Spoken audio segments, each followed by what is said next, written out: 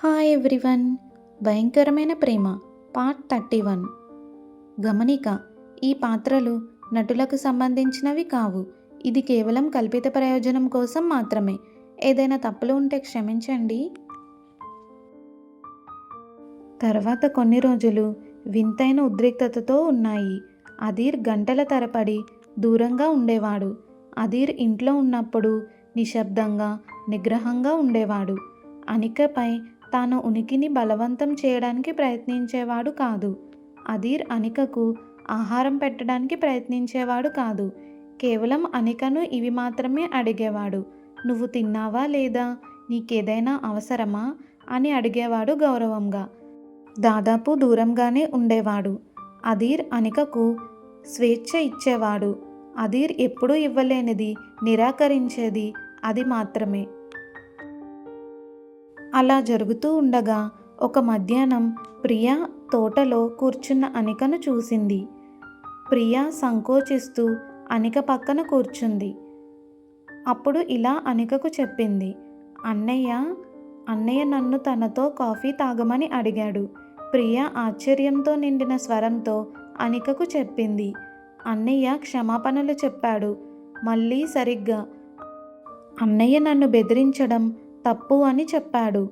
అన్నయ్య నేను నీ స్నేహితురాలు అయినందుకు సంతోషంగా ఉన్నానని చెప్పాడు. అనిక ప్రియా వైపు చూసింది. ఆశ్చర్యంతో అనిక ప్రియాని చూసింది. మరియు అమ్మ ప్రియా కొనసాగించింది. అన్నయ్య నిన్న అమ్మతో 1 గంట పాటు కూర్చున్నాడు. కేవలం మాట్లాడాడు, సాధారణ విషయాల గురించి. అధీర్ అమ్మను తన బాల్యం గురించి అడిగాడు. అన్నయ్య చివరిసారిగా ఎప్పుడు అలా చేశాడో తనకు గుర్తులేదని అమ్మ చెప్పింది. ప్రియా ఇది అంతా అనికకు చెప్పింది. ఇది ఒక ప్రారంభం. సుదీర్ఘమైన మరియు కష్టమైన మార్గంలో చిన్న పెలుసుగా ఉండే అడుగులు. ఇలా కొనసాగుతూ ఉండగా 1 వారం గడిచిపోయింది. 1 వారం తర్వాత అనిక కోసం ఒక ప్యాకేజీ వచ్చింది. అది ఖరీదైన కాగితంలో చుట్టబడలేదు లేదా పట్టు రిబ్బన్తో కట్టబడలేదు. అది ఒక సాధారణ గోధుమ పెట్టె. లోపల టిష్యూ పేపర్లో దాగి ఉన్న ఒక చిన్న మృదువైన తెల్లటి బేబీ దుప్పటి ఉంది. ఆ దుప్పటి పూర్తిగా సాదాసీదాగా ఉంది. మోనోగ్రామ్లు లేవు, విలాసవంతమైనవి లేవు. ఎంబ్రాయిడరీ, మృదువైన సరళమైన కాటన్ మాత్రమే. అధీర్ పదునైన ఖచ్చితమైన చేతివ్రాతలో రాసిన ఒక నోట్ ఉంది. నేను దానిని చూసి అది మృదువుగా ఉంటుందని అనుకున్నాను. బిడ్డ కోసం, నా నుండి కాదు, మన బిడ్డ కోసం. అధీర్ ఇచ్చిన మొదటి బహుమతి. అది ఒక దావాలా అనిపించలేదు. అది ఒక నైవేద్యంలా అనిపించింది, నిశ్శబ్ద వాగ్దానంలా. ఆ రాత్రి అధీర్ వారి బెడ్రూమ్ తలుపు దగ్గరికి వచ్చాడు. అధీర్ లోపలికి రాలేదు, తలుపు దగ్గరే నిలబడి ఉన్నాడు.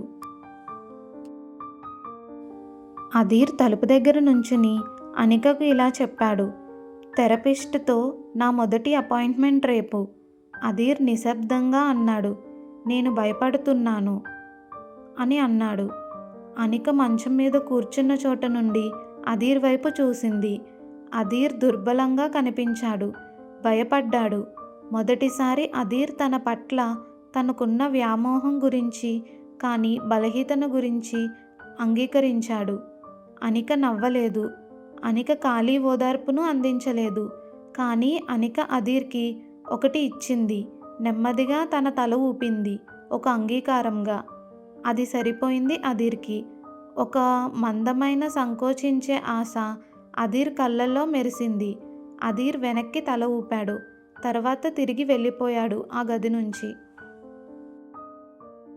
అధీర్ ప్రయత్నిస్తున్నాడు, నిజంగా ప్రయత్నిస్తున్నాడు. అనికను తిరిగి గెలవడానికి కాదు, అనికకు తగిన వ్యక్తిగా మారడానికి. ముందున్న మార్గం చాలా పొడవుగా ఉంది మరియు అధీర్ నీడల పిచ్చితనం లోతుగా ఉన్నాయి. కానీ మొదటిసారి అధీర్ వేరే మార్గంలో నడుస్తున్నాడు మరియు మొదటిసారి అనిక దానిని చూడటానికి తనను తాను అనుమతించుకుంది. ఒక చిన్న ఆశ యొక్క జాగ్రత్తగా ఉన్న నిప్పురవ్వ తన హృదయంలో ప్రకాశించడం ప్రారంభించింది. ఆ గొప్ప భవనం భిన్నంగా అనిపించింది. నిశ్శబ్దం ఇకపై అణిచివేతగా లేదు, కానీ ఆలోచనాత్మకంగా ఉంది. అదీర్ తన మాటను నిలబెట్టుకున్నాడు. అదీర్ తన చికిత్సా సెక్షనుకు దిగులుగా ఉన్న దృఢ నిశ్చయంతో హాజరయ్యాడు. ఒకప్పుడు కార్పొరేట్ టేకోవర్ల కోసం కేటాయించిన అదే దృష్టితో వాటిని చూస్తున్నాడు. కానీ తన సొంత మనస్సు యొక్క కోటను కూల్చివేయడం చాలా క్రూరమైన యుద్ధం. మార్పులు చిన్నవి, కానీ కుటుంబానికి అవి భూకంపం లాంటివి. అదీర్ అరవలేదు. అదీర్ వింటూ వచ్చాడు. అదీర్ నుదురు తరచుగా ఏకాగ్రతతో వంగి ఉంటుంది, ఒక విదేశీ భాషను అనుసరిస్తున్నట్టు. అదీర్ అనికాతో మాత్రమే కాకుండా తన కుటుంబంతో భోజనం చేయడం ప్రారంభించాడు. అదీర్ మొదటిసారి ఒక గిన్నెను తన తండ్రికి అందించాడు, ఆదేశం లేకుండా. విక్రమ్ రాజ్పుత్ చేయి వణుకుతూ ఉంది, కానీ ఆ పిచ్చి పూర్తిగా పోలేదు. అది గాయపడిన జంతువుగా వెనక్కి తగ్గింది, చీకటిలో వేచి చూస్తూ ఉంది. చికిత్సన నివారణ కార్డు. ఎల్లప్పుడూ విరిగిపోయే ప్రమాదం ఉన్న వరదలకు వ్యతిరేకంగా ఆనకట్టు నిర్మించడానికి అది అదీర్కి ఉపకరణాలను ఇస్తుంది. ఒక రాత్రి ఆనకట్టు దాదాపు విరిగిపోయింది. అనిక వారి బాత్రూంలో చల్లని టైల్ మీద మోకరిల్లింది, అనారోగ్యంగా మరియు దయనీయంగా ఉంది. అదీర్ అనిక వాంతులు చేసుకోవడం విని క్షణంలో తలుపు దగ్గర ఉన్నాడు. అనిక, జాన్, అదేంటి, ఏమైంది? అదీర్ గొంతు పాత సుపరిచితమైన భయోందోళనతో బిగుసిపోయింది. అదీర్ తలుపు తెరిచి చూసినప్పుడు అనిక అక్కడ పాలిపోయి వణుకుతూ కనిపించింది. ఆ దృష్టి అదీర్కి ఉన్న ప్రతి స్వాధీన భయంకరమైన వ్యక్తిని ప్రేరేపించింది. బెదిరింపులకు చూడడానికి చాలా కాలంగా శిక్షణ పొందిన అదీర్ మనస్సు ప్రతి చోట అరిచింది. ప్రమాదం, అనిక బాధపడుతుంది, శిశువు అనికను బాధ పెడుతున్నాడు. పాత పిచ్చి పెరిగింది, వేగంగా మరియు వేడిగా ఉంది. అంతే, అదీర్ గొంతు గట్టిపడుతోంది. అదీర్ అనుభవిస్తున్న మృదుత్వాన్ని కోల్పోతుంది. ఈ రాత్రి ఇది ముగుస్తుంది. నేను డాక్టర్ని పిలుస్తున్నాను. ఈ విషయం నిన్ను ఆరోగ్యానికి గురిచేస్తుంది. నేను దాన్ని అనుమతించను. అదీర్ అలా అన్నాడు. అక్కడి నుండి వెళ్ళిపోయాడు కాల్ చేయడానికి. అలా చేయడం వల్ల గర్భం ముగుస్తుంది. కానీ అదీర్ మధ్యలోనే ఆగిపోయాడు. అదీర్ తన పిడికిల్ని బిగించాడు. తన శరీరం మొత్తం ఆ ప్రేరణతో పోరాడే ప్రయత్నంలో వణుకుతోంది. అదీర్ కళ్ళు మూసుకున్నాడు మరియు ఒక చిరిగిన, హింసించబడిన శబ్దం అదీర్ నుండి బయటపడింది. అదీర్ తనతో తాను పోరాడుతున్నాడు. అదీర్ నెమ్మదిగా వెనక్కి తిరిగి అనిక పక్కన నేళ్లపై మోకాళ్లపై మునిగిపోయాడు. అదీర్ ముఖం భావోద్వేగంతో, మతక భయంతో, తీరని ప్రేమ మరియు భయంకరమైన కొత్త ప్రయత్నం నియంత్రణ కొనసాగింది. అదీర్ అనికను తాకలేదు, భయపడుతున్నాడు. అదీర్ స్పర్శ స్వాధీనకరంగా ఉంటుంది, ఓదార్చనిస్తుంది కాదు. అనిక, అదీర్ అలా పిలుస్తూ ఊపిరి పీల్చుకున్నాడు. అదీర్ గొంతు బిగిసిపోయింది, పదాలు శారీరకంగా నలిగిపోతున్నట్లుగా, అదీర్ అంతర్గత భాగం నుండి నలిగిపోతున్నట్లుగా అనిపించింది. చెప్పు, ఏం చేయాలి నాకు చెప్పు. ఈ పిచ్చి, అది బాధ ఆపమని నాకు చెబుతోంది. దాన్ని తగ్గించడానికి నేనేం చేయాలి? అదీర్ అనికను అడుగుతున్నాడు. అదీర్ మాటలను కొనసాగించాడు. దాన్ని తగ్గించడానికి. కానీ నేను ఈ పిచ్చి మాట వినడానికి ఇష్టపడను. నాకు సహాయం చేయి అనిక. దయచేసి ఏం చేయాలో చెప్పు. అదీర్ ఎప్పుడూ చెప్పిన అత్యంత దుర్బలమైన విషయం అది.